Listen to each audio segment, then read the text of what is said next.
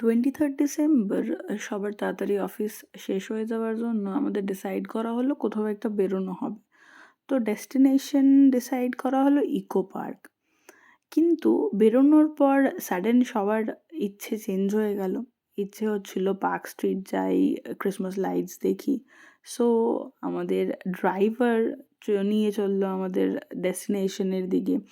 যদিও গিয়ে ভিড়ের জন্য আমরা দাঁড়াতে পারিনি একটুও, স্টিল এক্সাইটমেন্ট যেরম বড়দের ছিল সেরম পুপুন পাবলোরও ছিল। পুপুনের তো সান্টা ক্লজ দেখার জন্য এক্সাইটমেন্টটা চূড়ান্ত হয়ে গিয়েছিল। আর আমার মা বিরক্ত হয়ে যাচ্ছিল আমাদের ফটো সেশনের চক্করে। একেতে ভিড়, তার মাঝখানে দাঁড়িয়ে ফটো সেশন। আর কিছুক্ষণ পরে পুপুনেরও ইরিটেশন হয়ে গিয়েছিল আমাদের ফটো সেশন আর ভিড়ের চক্করে। আর একটা রিজনও ছিল, খিদে পেয়ে গিয়েছিল।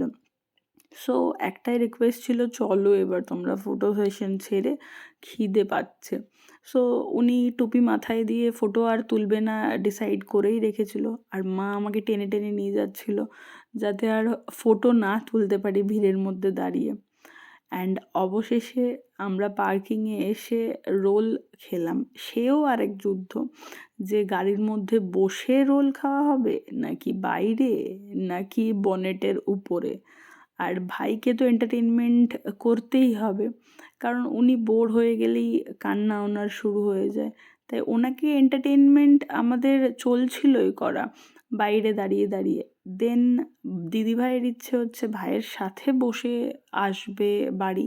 সো দুজনে একসাথে বসে বাড়ি আসা।